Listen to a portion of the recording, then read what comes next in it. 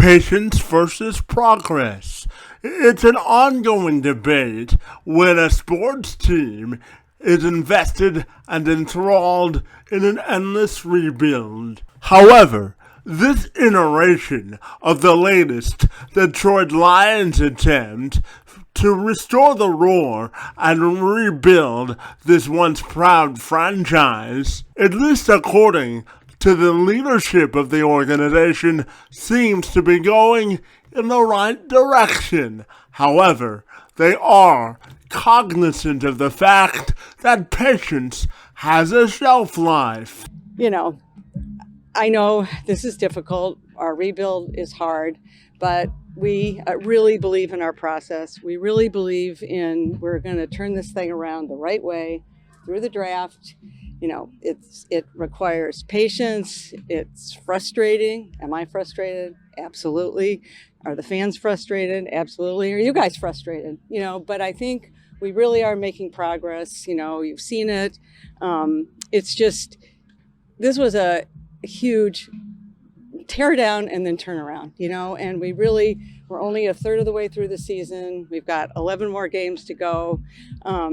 So I just don't want everyone to push the panic button and give up the ship, because I think we've got the right people in place to pull this off.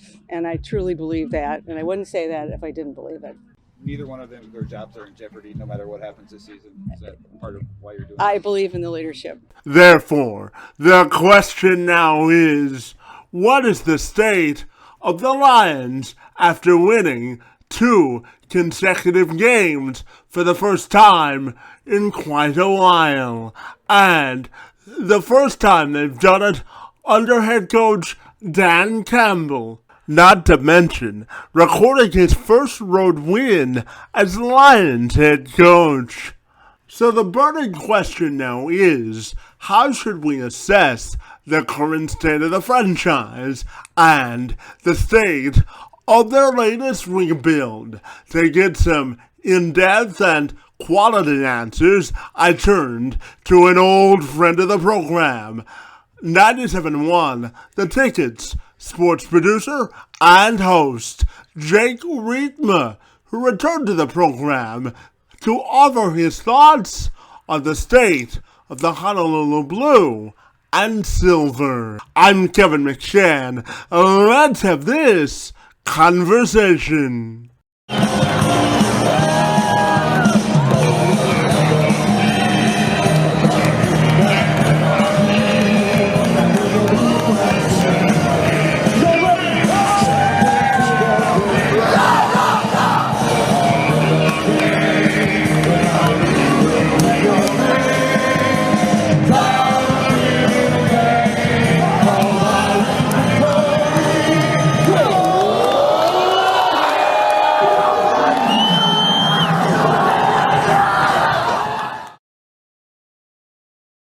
Jake, if you're ready, I'll take a moment to welcome you back to the program, my friend. Always great to see you, and thank you for a few minutes. Hey, Kevin, it's always a pleasure to be on your show, talking Lions. Whatever it is we're talking, it's more of a pleasure just to talk with my main man, Kevin. So thanks so much for having me, and it's always a pleasure, my friend. Yes, absolutely, my friend. And just before we get started, I have to tell you brought your fashion game to the podcast today. So I appreciate your consideration in that regard, my friend. Hey, yeah, no doubt. I know there's no free plugs on your program, but this is a Detroit company, Grayson, and I know Justin Thomas wears it on the PGA Tour. And like I told you, I try to emulate him on the golf course, and I have no luck whatsoever doing that because I am not a good golfer. So I thought, I can at least emulate his fashion. Well, yeah, you can help him emulate being a great radio broadcaster if you can emulate his golf game, right? Yeah, something like that. We'll go with it. You're far too kind. Absolutely. So, Jake, I wanted to start our conversation today by asking you to weigh in on the debate when it comes to the Lions in terms of, the debate between patience versus progress. So how much progress do you think the team has made this season versus the amount of patience that you have to have in what seems to be an endless Lions rebuild, my friend. No, you're absolutely right, Kevin. And in full transparency, I don't know if I'm the right one to answer this question because I'm like a roller coaster with this team. And if you had asked me this question 2 weeks ago, I think we're having a whole heck of a lot different conversation after that game at home against Miami. It just felt like, okay, here we are again, very, very bottom of the league, and you're not seeing a lot of progress, especially defensively. And then lo and behold, the next 2 weeks, you got two divisional wins against the Packers, and then last Sunday on the road, no less, a 14-point comeback on the road against Chicago. And that's something that the Lions as an organization hadn't done since 1992, which is just crazy to even think about. It had been that long since the Lions had a 14-point fourth quarter comeback. So in any sense, the long-winded answer to that question is I think it's still a game-by-game approach, wait and see. And the last two games have provided some things to feel encouraged about on both sides of the ball. You're starting to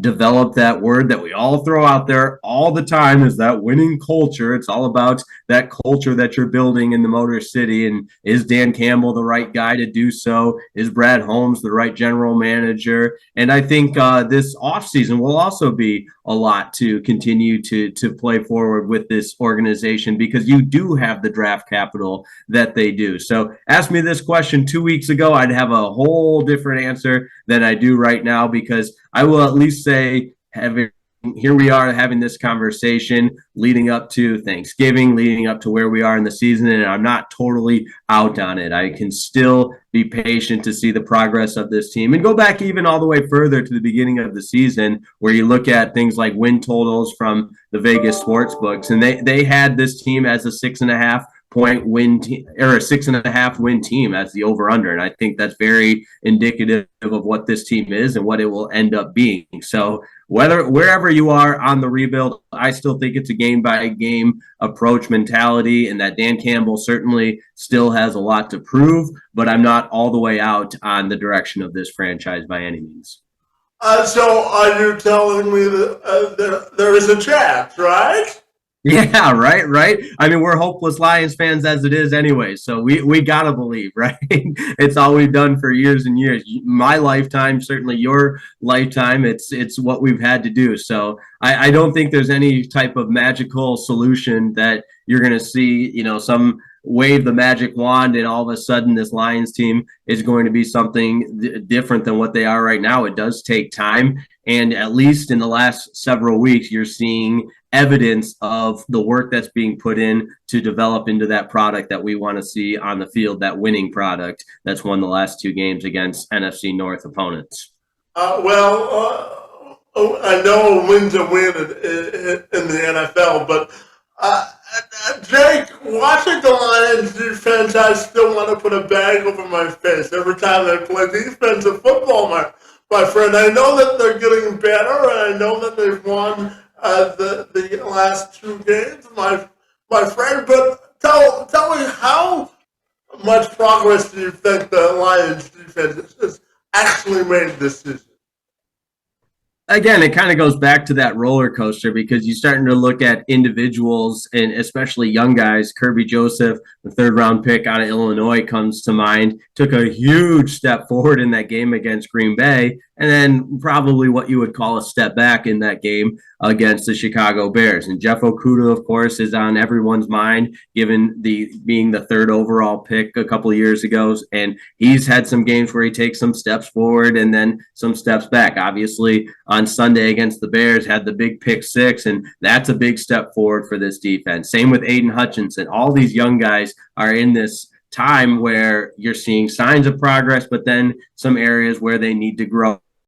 Defense as a whole, again, it's a totally different conversation if we're having this 2 weeks ago. But it certainly wasn't perfect on Sunday against the Chicago Bears. I mean, Justin Fields ran wild on them, so they still struggle against the mobile quarterback. It'll be interesting to see what the next couple of weeks have in store. This Giants offense certainly isn't lighting the world on fire, but that less than 2 weeks ago, probably not. Are they going to be the defense that gives up 50 50 plus points every game. Also probably not. It's probably somewhere in the middle. And this season, in my mind, it continues to be that evaluation point for who can be the future of this defense. And you want to see continuous steps forward from some of those players that I mentioned. And you're starting to get a little bit more healthy too. Guys like Aquara that made a couple of big plays against the Bears. Nice to see that early round draft pick from last year starting to get out there. And again, it's just about seeing signs of improvement and signs of growth and determining if that can be a defense that you win with in the future. And at this point, I think it's still up in the air. Well, that's a bit of an understatement, isn't it? No doubt, no doubt. But hey, I was Jeff Okudah's biggest critic, and I still am not sold on him. But make no mistake about it, he's been a solid cornerback in this league, and maybe not a third overall pick type corner. You know, he's certainly not going to be as of now, a Jalen Ramsey or a Deion Sanders or something, but he can be a player that you win with on defense. And I, hand up, have to be accountable for my takes. I was totally out on the guy at the beginning of the season, and he's shown a new signs of life here in the 2022 campaign. Yeah, absolutely. And, Jake, I'm all about evolution and letting people grow and sort of their space. So I want to frame the question about Dan Campbell this way. 2 weeks ago, there was a lot of sort of consternation about his job performance, and for good reason, but he has finally won his first game on the road and 2 consecutive games, and I think that's the first time he's done that in his coaching tenure here. So how do you read the meter on Dan Campbell, and how do you think he should be perceived moving forward? Well, I think you look at this team, there's no doubt in anybody's mind that Dan Campbell has established himself as a great motivator and a guy that players will run through a brick wall for. But also at the same time, there's more to that in coaching in the National Football League, and where he's received criticism is all about his in-game decisions and his in-game management, which is a huge component of being a successful coach in the National Football League.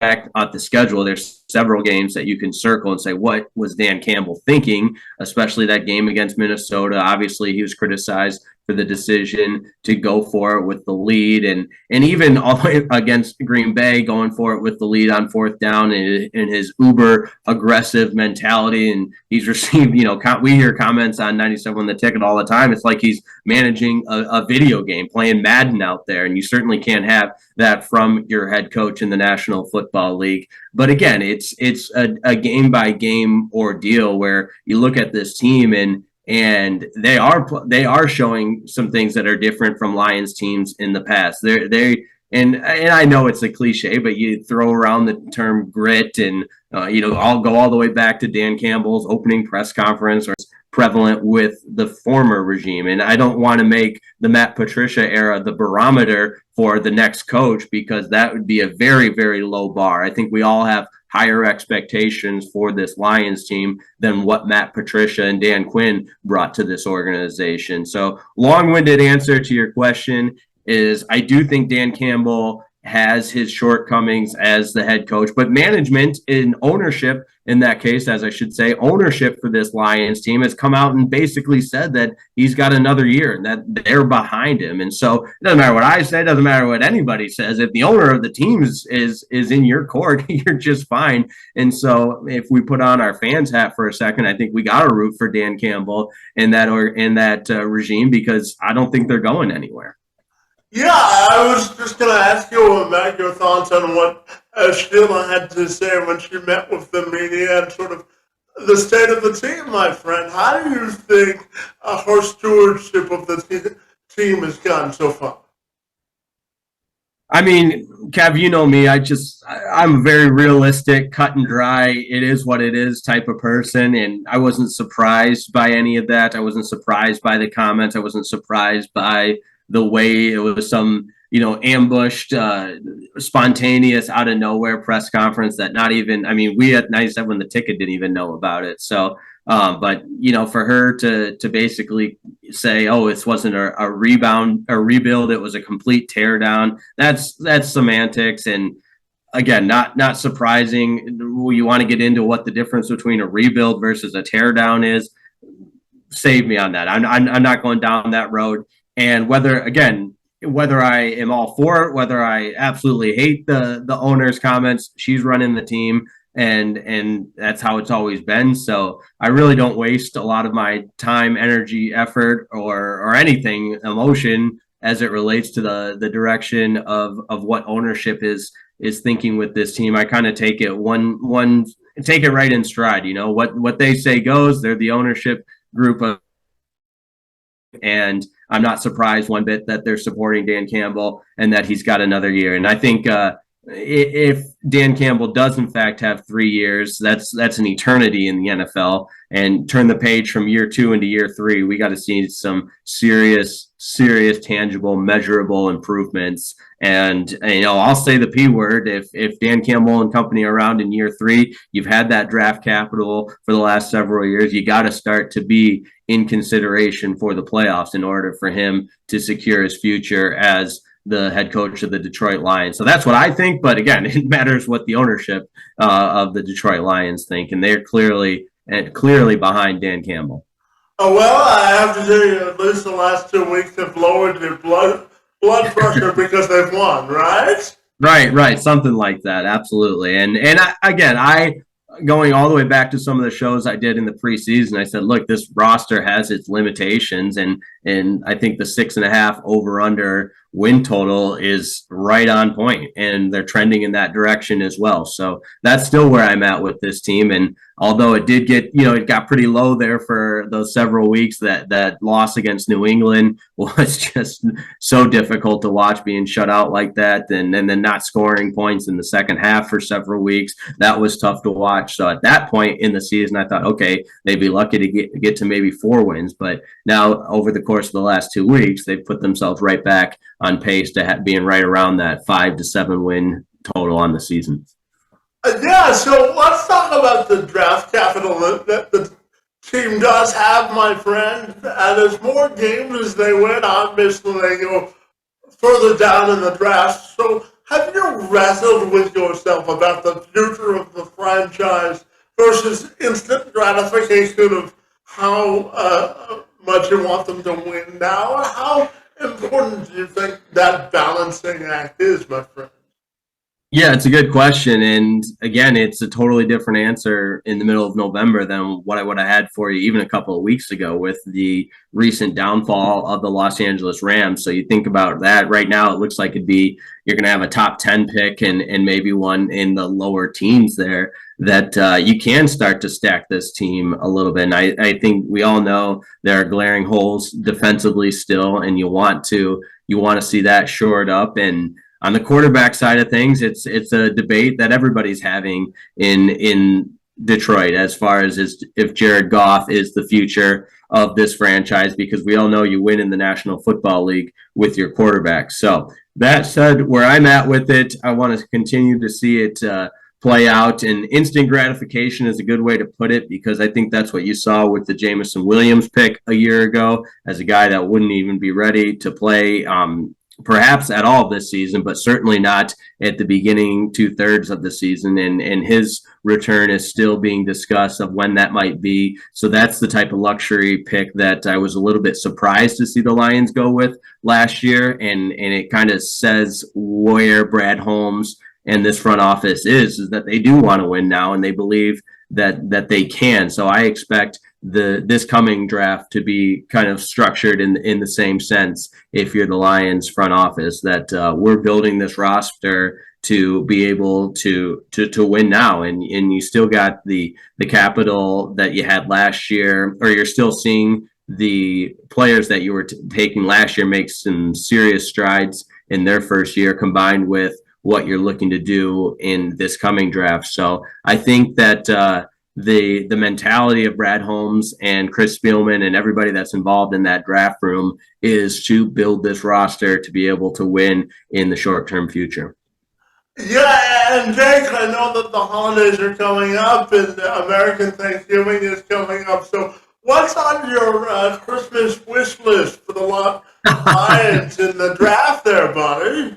Oh man, Christmas wish list. That is a great question, and I got to do some homework on my draft board to determine who the Lions should go with, because I do want to see them fill those holes defensively, and whatever that might look like. I'm not convinced that Jared Goff is the guy. So, but I also don't think that there's a quarterback that's going to fall to them that can be the future of this franchise. So I would hate to see the Lions, reach on a pick just to satisfy that need for what we feel or what we want to be a franchise quarterback when they're not actually, in fact, a franchise quarterback. But at the same time, this Lions organization hasn't drafted a quarterback in the early rounds since Matthew Stafford. So maybe it is time. We'll certainly see. And I think getting ahead of ourselves with some of the specifics in draft day in the middle of November is a tough thing to do. We'll wait for the combine to come out. We'll wait for all that fun stuff. We got plenty of time to talk draft down the road, my friend. Yeah, absolutely. And Jake, I never wish ill on anyone, but watching the Rams keep losing kind of brings a smile to my face, my friend. I'm not going to lie about that. I am with you 100%, Kevin. No doubt about it. Cooper Kupp's on IR now, and of course, we never wish injury on anyone. But they had their time in the sun in the Super Bowl victory a year ago, and it's maybe going to be one of those rare instances where both parties come out of that big trade. Of course, I'm referring to the Matthew Stafford trade. Both parties come out getting what they wanted in exactly a win-win for both teams. Yeah, I'm going to throw a radio hypothetical question at you because that's what you do, right, Jay? So, assuming the Lions have sort of the draft capital to move around, and we've seen that Brad Holmes isn't shy to give away picks to move around the draft board, and this roster is sort of devoid of blue chip talent, my friend. So, would you be surprised if they used the draft capital to go after a Will Anderson, for example, or another top five sort of talent in the draft? Yeah, I mean, it is, like you said, it's what we do with the hypothetical situations. And I guess based on, we saw last year that Brad Holmes would move around and make some trades and make some deals, jumping up to be able to take a guy like Jameson Williams. But as far as can't miss talents, I just don't know if it's worth mortgaging your capital for what is hanging in the balance there for you. I mean, of course, Bryce Young, CJ Stroud, those are going to be in the top of everybody's draft boards. And then defensively, you talked about a guy like Will Anderson, and it's just that point where you just don't know what that draft board is going to be looking like down the road. So he's proved that he would do that in the future, or that he's done that he would do that based on the Jameson Williams one. So I would say nothing is off limits when it comes to the moves that the Lions can make. Yeah, kind of along those lines, ultimately, for the program, you got to have success. What's it mean to kind of check some boxes to get that second win in a road, get a road win for a lot of guys in there that had never done that? I think just that. It's just the understanding that, man, it's if you really want to become a truly competitive good team, that you have to stack some wins together. All the good ones do, and so just to eventually get on that path, get on that road, you gotta put two back to back, and to be able to do it on the road, there again, division opponent. I think those are big things for us, especially with a young team, because that's how you grow up in a hurry. It's how you mature in a hurry, and so those things will serve you well as you continue to go down the road. So it's big, and but I know this, it's man, we're back to the next one now, and we got to go on the road again. It'll be a hostile environment. This is a good football team that knows how to win. They don't make mistakes. They have a good ground game. They have a good defense. And so, this will be another challenge. But I feel like we're a little better suited now than we were when we started this season. I mean, we're kind of at the point now where we're progressing a little bit, but it's another one, and we have another big challenge.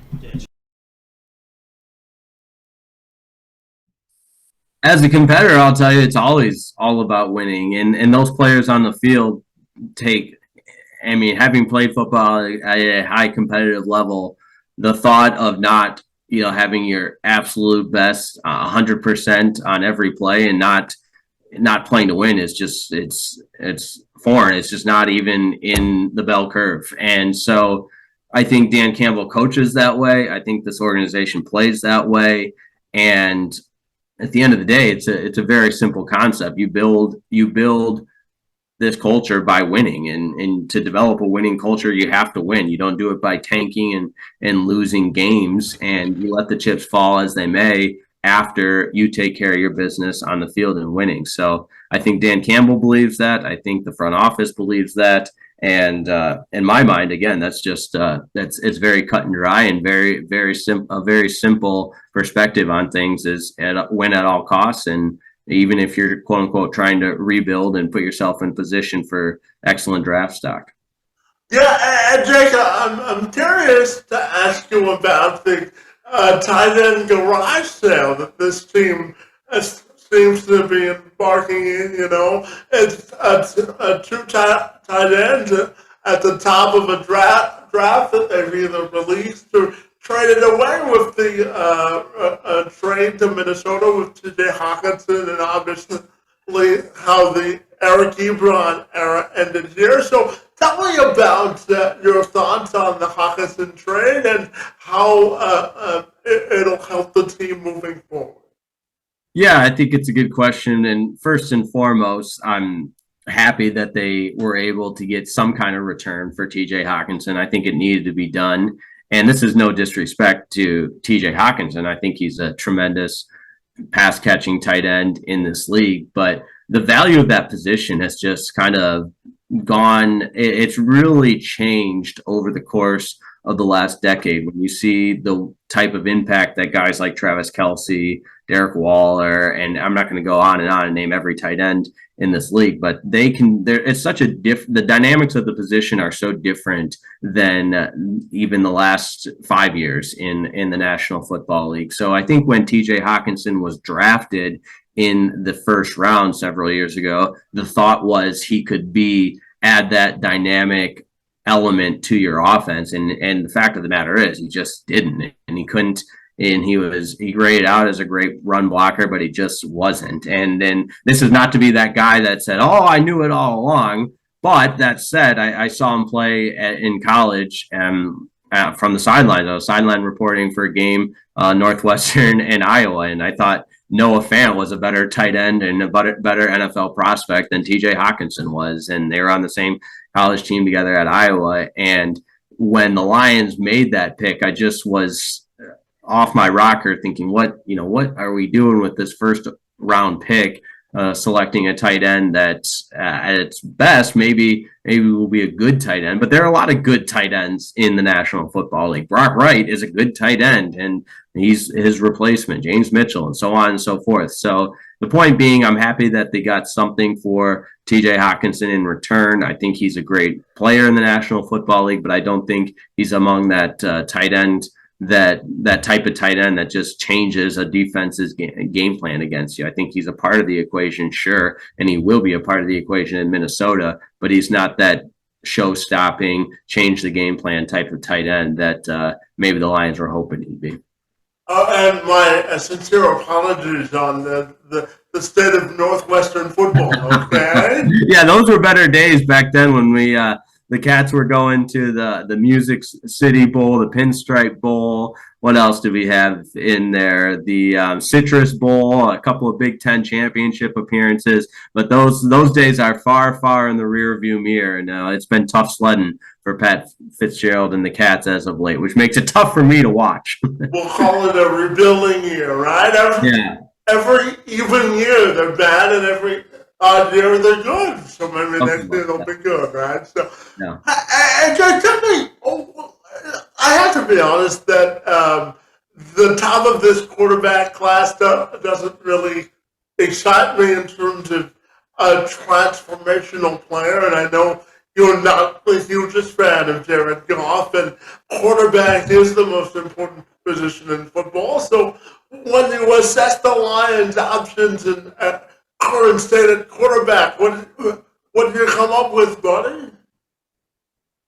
Yeah, I think that's you said in that question. I'm not the biggest fan of Jared Goff either, but I also don't think there's a transformational player at the top of this draft. I mean, CJ Stroud, yes, the Buckeyes are undefeated, and I'm certainly not a scout and any kind of talent evaluator, but he doesn't jump off the page at me. Bryce Young, I have my doubts about his ability to even stay healthy in the National Football League. I mean, he has a smaller frame, and of course, we've seen quarterbacks be successful with that smaller frame. Drew Brees and so on and so forth. Russell Wilson's not that big, so it's not any kind of deal breaker, if you will. But I'm also there with you that I'm not overly excited about a player that will change the direction of a franchise in this draft as far as the quarterback position is concerned. So, does that mean I'm just as an alternative, Jared Goff's my guy? I would say I'm closer to that than I am to making a type of trade or something to jump up and get one of the quarterbacks at the top of the draft, because I'm not there either. So it doesn't really. I feel bad. It doesn't really answer the question, but maybe too, there's been discussions about making a trade in the offseason or picking up a guy like Derek Carr, who's probably not happy out in Las Vegas, given the state of the Raiders franchise. So it remains to be seen. It's up in the air, and I think Jared Goff, for the time being, still could be the guy.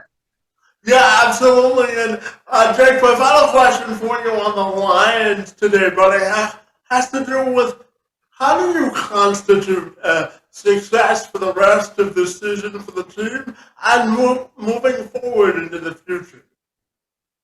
I'm sorry, I was breaking up a little bit. Repeat that question. Yeah, I just wanted to know how you constitute success for the Lions moving forward throughout the rest of this season and beyond, my friend. Yeah, I mean, the competitor in me says win more games and win the games and be competitive in every single game and continue to measure the progress that way. What does that look like? If we do the schedule game here, of course, I think the next two are going to be tough given the Giants record and against the Bills, but there's still some very winnable games mixed in there. I mean, look what they did against Minnesota early in the season. So now you get a chance to try to fight back against this Minnesota Vikings team and avenge that loss at home. The Jets are a lot better than we thought, but certainly that Panthers game is very winnable. The Bears is a very winnable game at home. We know what going to Lambeau looks like for this Lions team, so I won't hold my breath on that January 8th game. But Jaguars is another one that's on the schedule that's winnable. So I think they should be in just about every single game down the stretch here, maybe with the exception of Thanksgiving and even this Sunday against the Giants. And Jake, it's always great to see you, and thank you for an extended and thought-provoking conversation on everything at Detroit Sports. Always great to see you, and thanks for being a friend of the program, my friend. Hey, Kevin, the pleasure is all mine, my man. It's always great talking with you. I enjoy it every time, and I say the same thing every time. We'll do it again.